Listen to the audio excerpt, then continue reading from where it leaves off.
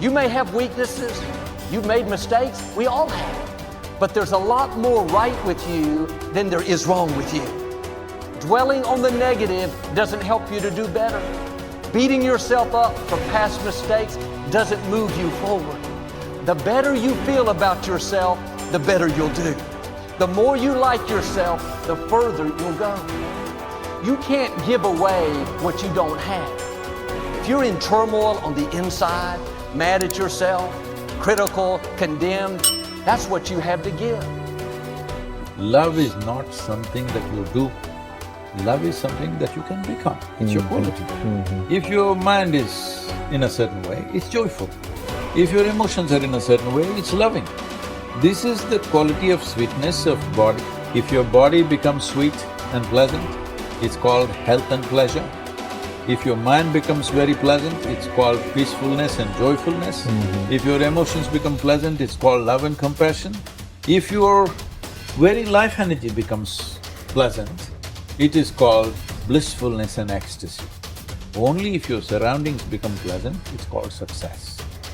In Buddhism, they say replace any negative thought immediately with a positive thought. And the neuroplasticity says the same thing, because neuroplasticity is amazing, but it can be bad. If you have a breakup and you obsess about the person, you're wiring that deeply into your brain. So you have to direct your neuroplasticity, and if you do get that voice in your head, which is normal for all of us, you need to, override that with a positive statement. So your forebrain is the builder, it's the designer, it's the CEO. And when you begin to speculate possibilities, when you start to think about a better way to do something, or something you want to experience, or something you want to do, or some future event, it's an amazing phenomenon, because researchers are beginning to show that not only do we remember a past, but the brain actually can remember a future.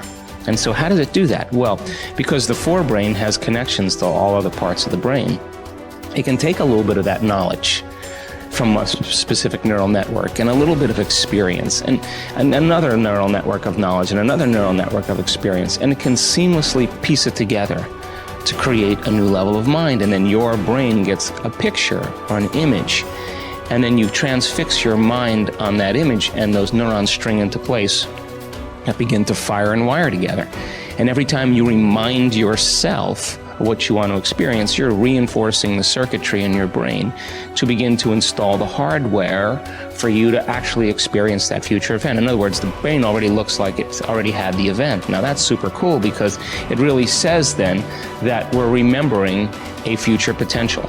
The imagination is the most marvelous, miraculous, inconceivably powerful force that the world has ever known.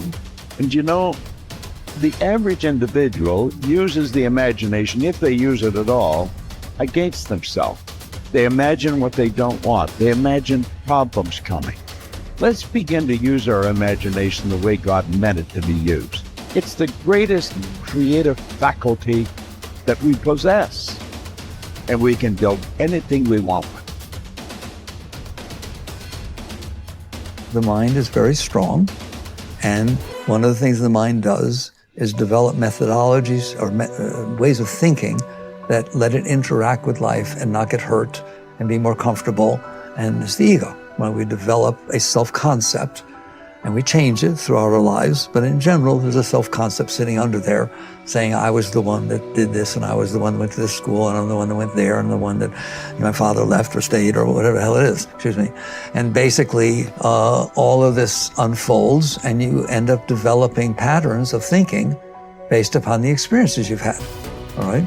And what I'm saying, at least certainly in my experience, is that's not what makes you wake up. That's what keeps you from waking up, all right? The fact that you're identifying with these past experiences and saying, that's who I am, well, it's not who you are. You are watching your ego, you see it get upset, you see it fix things, you see it have concepts and views and et cetera, and even you're obviously very intelligent, you can use your intellect to support the ego, to support that, and so on, right? Man's greatest burden is unfulfilled potential. Man's greatest burden is unfulfilled potential. And I say, when I look at the audiences, And I know that maybe only 1% are going to achieve their potential. Not fully. I still haven't fulfilled my potential, but unfulfilled potential is man's greatest burden. And it breaks my heart because I know what you kids are capable of. I know I've had kids with 80 IQ to 180 IQ that I mentored that have done big deals. Actually, the 80 IQ did better than the 180 IQ. Okay, and I know what they're capable of, and I know how 10 million or 100 million or whatever the number is changes lives, and then all of a sudden, you know, you believe that you can walk on water. You believe that you can take a loaf of bread and feed however many he was supposed to have fed and make water into wine. And when you believe it, see, the true test of a leader is when you've trained other people to be leaders. It's in you, kids. I mean, you can do it. If you want it bad enough and you stay focused and you're willing to maintain that commitment. I have to go become more confident. I have to go become a person capable of doing these things. I have to change myself to get there. I can't wait for circumstances to change so I can have my dream. Then our dreams would never happen. We have to get to the point of maturity in our lives where we say, okay, 2 things are going to change my life. Something new is going to come into my life and make me lucky and blessed. And maybe I can't count on that forever. And maybe now instead I have to consciously design my life and say, okay, now if I want to change, if I want my dream, something new has to come from me. I'm going to become a better person. I'm going to become a person who is more optimistic, who is more confident, who is more driven. Not because I am that now, but because we can grow. That you can become the type of person who you need to be to achieve your ideal life. You can start today living from your highest ideals, your highest sense of self, your strongest sense of self. You don't need permission. You don't need a guy like me to look at the video camera and say, you have now permission. But if you've been waiting for it, you have permission. It's like at some point in your life, you just say, okay, I have permission to become my best self. And by becoming your best self, you start to achieve your best things. You start to contribute better things. You start to become a better human being. You can do that now, today. So next time you're thinking about a big dream, don't think about the things that, well, I don't know how to do that, and stop. Think, I don't know how. So set it up on your calendar to go learn those things. I don't have that, then set it up step by step to go build that. I'm not like that, then set it up step by step to go develop those skill sets and those competencies so you can become that, and ultimately you can achieve that dream. It's there, it's waiting for you. Don't stop. We are what we repeatedly do. Excellence then is not an act, but a habit. You are your most valuable asset. Your life, your potential, and your possibilities are the most precious things you have. Thus, your great goal in life should be to fulfill that potential and become everything you are capable of becoming. Your ability to learn, grow, and fulfill your potential is unlimited. Today, people are graduating from high school and college in their 70s, learning new subjects and developing new capabilities.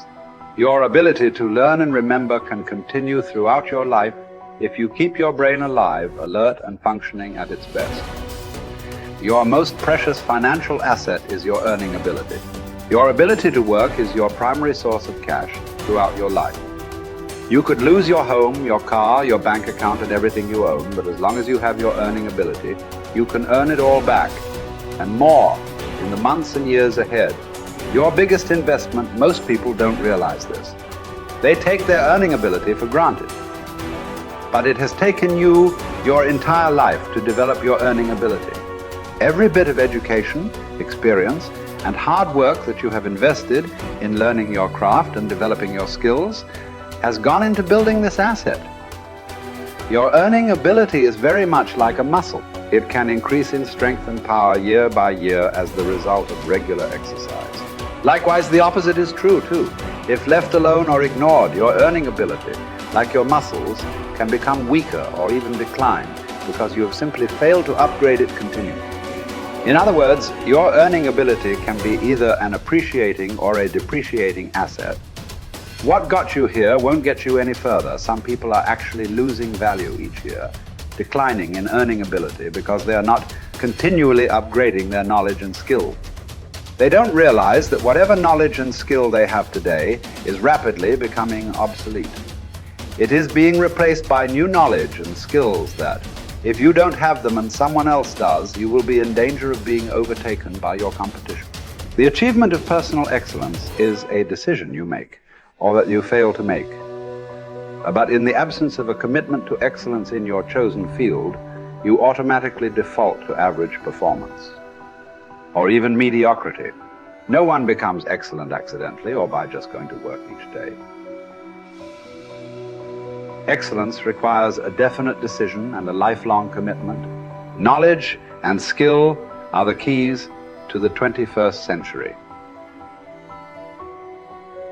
Becoming the best person you can possibly be and moving to the top of your field require the application of self-discipline throughout your life. Mental fitness is like physical fitness. If you want to achieve either, you must work at it all your life. You can never let up. You must be continually learning and growing. Every day, week and month, throughout your career, and in other areas of your life. If you're going to join the top 20% and stay there, to earn more, you must learn more. Abraham Lincoln once wrote, "The fact that some have become wealthy is proof that others may do it as well." What others have done, you can do as well. If you learn how, everyone who is at the top was once at the bottom. Many people who come from average or poor families with average incomes or who grow up in average circumstances have gone on to become some of the most prominent people in their fields. And what hundreds of thousands and even millions of other people have done, you can do as well. The philosopher Bertrand Russell once wrote that the very best proof that something can be done is that someone else has already done it.